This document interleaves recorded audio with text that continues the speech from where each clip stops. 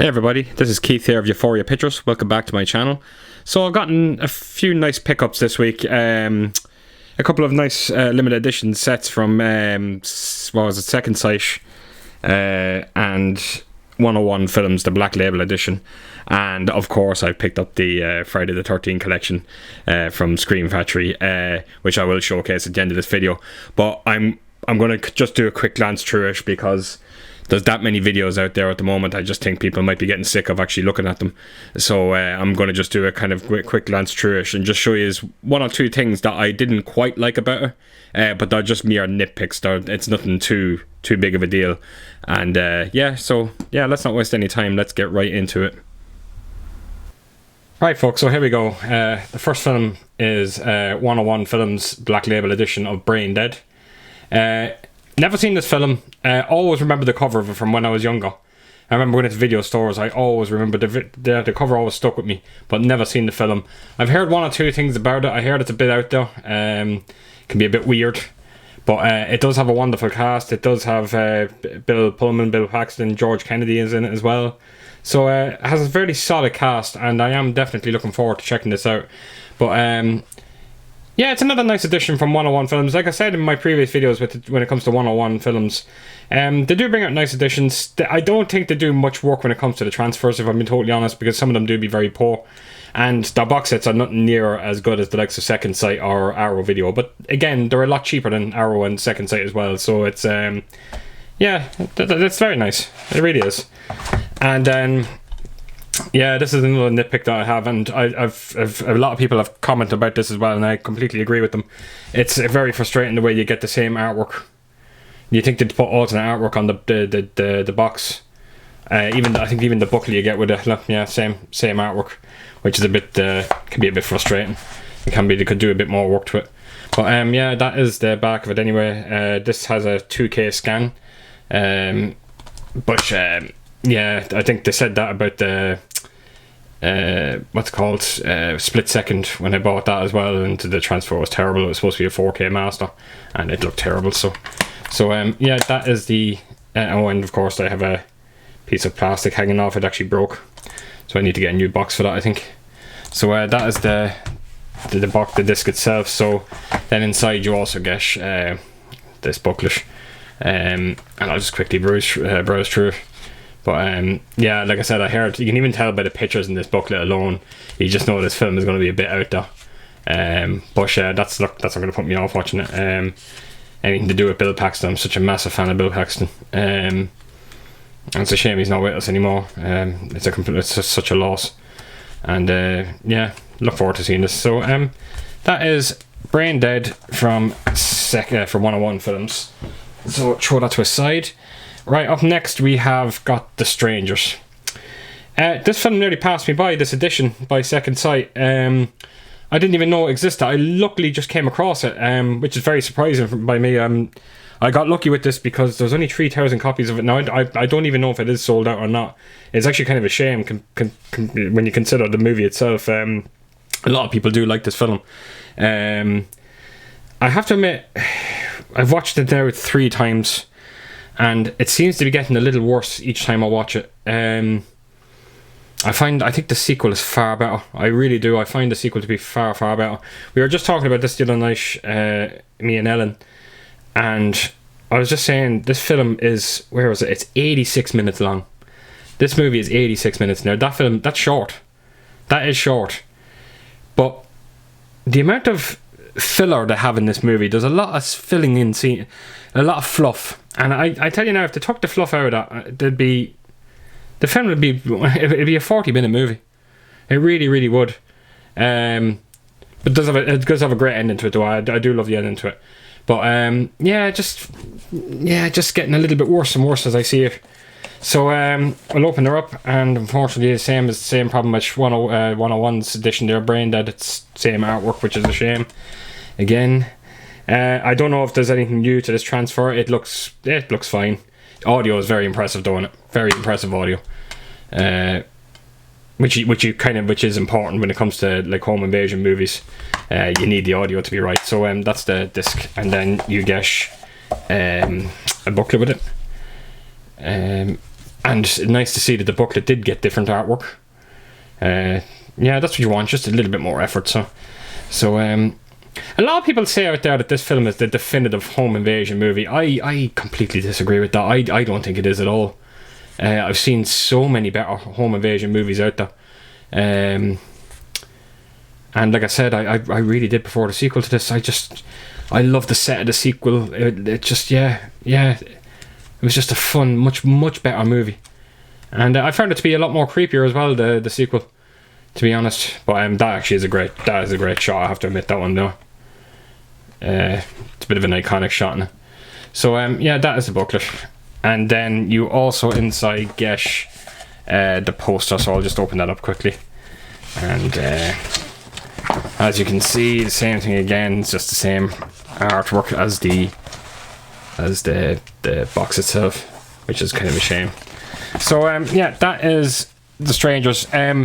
It's actually, I'm not gonna lie, like I said, the film's not growing well with me, but it is a very lovely edition. Again, lovely hard box, like, you know, Second Sight, they're just incredible. Yeah, it's not growing too well with me, but for its price, and it's so limited as well, there's only 3,000. It's a no-brainer to buy. Right, so up next now we have the Friday the 13th collection. So I'm just going to lower my tripod down here so we can get a good look at this up front. Now, let me put it down there. Voila. Right. So here we go. This is the one that everyone's been talking about. I do have one or two little nitpicks with it, minor nitpicks. But the artwork is absolutely exquisite. It's just so beautiful. I'm just trying to get a bit more light onto it here, if I can. Yeah, there we go. It's much better. But yeah, they seem to have got every single adaptation of Jason on the cover of it, which is fantastic. I absolutely love that. And I didn't actually know it, but if you bought this directly from Scream Factory, you would have got the poster of that as well, and another poster as well. Which is a shame, I kind of missed out on it. But it is so beautiful. And then we have the films themselves. So I am going to take these movies out and we'll have a look at them one by one and see what we have. Right, so here is the one that started it all, Friday the 13th. In my opinion, it's still the best out of the franchise. You know, which is kind of odd, seeming that Jason's actually not in the movie. Well, not until the last couple of seconds of the movie. But this film, this version, this 4K scan has big shoes to fill, because I have to admit, me and my fiance, we actually, as soon as October hits, we start watching a pile of horror. And I didn't think I was going to get this box set in time.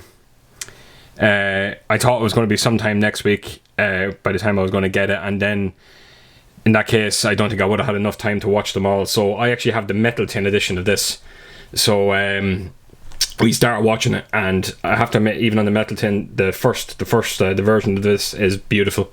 The transfer is spectacular, and I'm very interested to hear what people say about this one. But yeah, I'll just open her up. You get the theatrical, and you get the uncut version, and you also get some very nice artwork as well, new artwork, which I quite like. It'll be fun kind of changing them whenever the mood strikes, so to speak. So that is Friday the 13th, like I said, probably my favourite in the franchise, and this is my favourite sequel, Friday the 13th Part 2. The body count continues. So I'll show you the spine of it there, and then you also have the back. New 4K scan as well with this. This one on the metal tin edition, I'm actually really happy that we did watch the metal tin edition, because now I have a good idea of what they look like in that edition, and when I do eventually watch these, I'll have a good idea of the amount of work they have done with it. But this has a 4K scan. The second one on the original box set didn't look as good as the first one, so I'm sure this might be a marked improvement. Again, you can let me know in the comments. And we'll open her up, and that's what you get inside the disc. And yeah, so the artwork is the artwork is actually different. I thought it was the same, and you actually get a different backing as well, which is quite cool. So yeah, that's Friday the 13th Part 2. Great sequel. So up next we have Friday the 13th Part 3. I changed the artwork. I actually love this artwork on it. I thought it was fantastic. This is the one now. This is the one that is going to, because this has this got a 4K scan as well. The version of this version on the metal tin version that we watched was absolutely deplorable. There was so much film dirt on it. It was constant. It never stopped. It was just frozen onto the screen. It looked terrible. The picture was soft, and it was just a poor transfer. So this one is the one I am very, very interested in. And again, leave comments to let me know, because they had a lot of work to clean this movie up, and I really hope they have. So inside, and of course, you also get the 3D version as well, which will be quite fun to watch.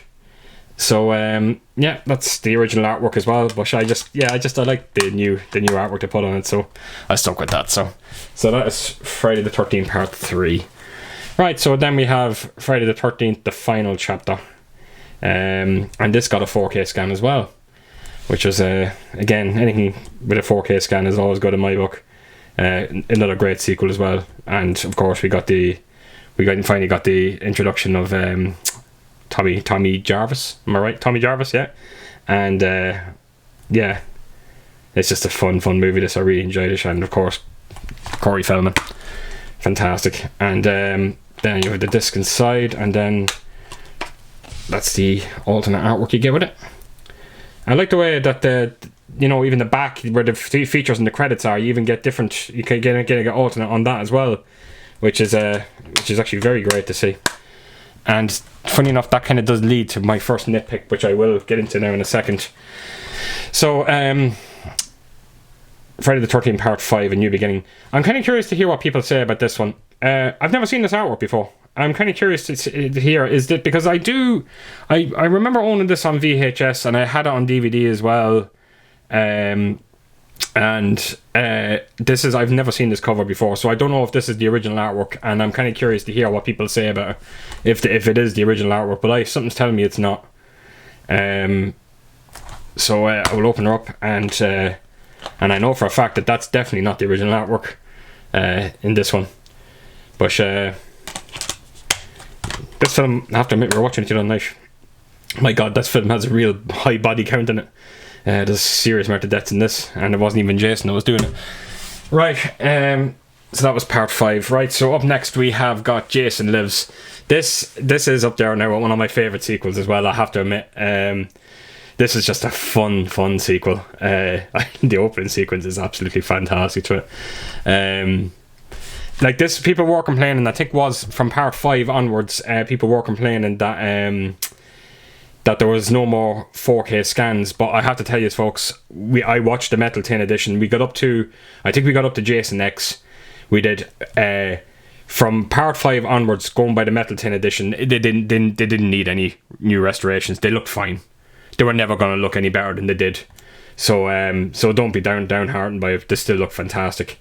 And of course, you get original songs in this by Alice Cooper as well, which is great. And yeah, this is just a fun sequel, and so much features as well. And then you open up. Now this is my first nitpick. That I'm just kind of, no, it didn't happen with Part 5. Yeah, why now all of a sudden there is no alternate artwork? I don't know why they've done that. Now they've done it for a few of these, and it's just kind of ironic, because like, oh right, they're not doing 4K scans for the later movies, and now all of a sudden we're not getting alternate artwork. Yeah, it's a bit strange. But again, it's just a minor nitpick. But it would have been nice to kind of keep the trend going and have the alternate artwork. But yeah, that is Jason Lives. Great sequel, love it. Right, so that leads us to Friday the 13th Part 7 we're on now, and this is The New Blood. Jason really meets his match in this movie. He really does. We only watched it there a couple of nights ago, and this one kicks the shit out of him all during this movie. Well, at the end of it, that is. But this is the best, I have to admit. I think this is the best. That the makeup on Jason Voorhees is fantastic in this movie. He looks incredible in this movie. I love the way you can't quite see it there, but like you can actually kind of see his entire jaw. The makeup is just absolutely fantastic on him. But I enjoyed this as well. It's a good sequel, but again, like I said in the last one there, no alternate artwork. It's such a shame. But yeah, that's New Blood, fun movie. Right, up we have now is Jason Takes Manhattan. This is, yeah, again, watched this a couple of nights ago, 2 nights ago I think it was. This is the one I was actually looking forward to watching again, because it kind of just takes, it kind of goes away from the whole, like, you know, Jason being in woods and all that, and it goes onto a ship instead. Why it's called Jason Takes Manhattan, because he only goes to Manhattan for the last, I don't know, 20 minutes of the movie, which is a bit silly. But it was kind of a nice change just to have him on the ship. But I have to admit, it didn't work. It didn't work. Yeah, it's probably one of my least favourite films, I have to admit, as well. It's, yeah, it didn't sit well with me. And it's a surprise. I'm surprised I'm even saying that, because I always did like this movie. But, yeah, it just didn't work for me this time. And I'll open her up, and yeah, no alternate artwork again. Well, in this one I don't really mind that there's no alternate artwork, because I think the artwork in this is absolutely beautiful. So, yeah, Jason Takes Manhattan. Right, up next we have, gosh, Jason Goes to Hell. This is probably up there, I know, with a lot of people. It's probably one of the worst in the franchise. Very interested with this one, just for the simple reason, there's actually an uncut edition of this. Now, I didn't actually know there was an uncut version of this, and I'm kind of curious to hear what people say about it. But this does actually have, I was going to say alternate artwork, but it really doesn't. No, it's the exact same. The only thing that's different is the actual, where the features and credits are, is different, as you can see. But just seems like a waste. Don't see the point in it, to be honest. So yeah, Jason Goes to Hell. Very interested to see the uncut edition of that.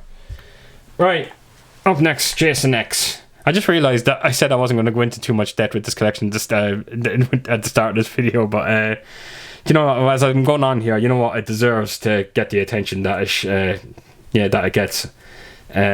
So yeah, anyway, continue. Jason X, again, not one of my favourite movies.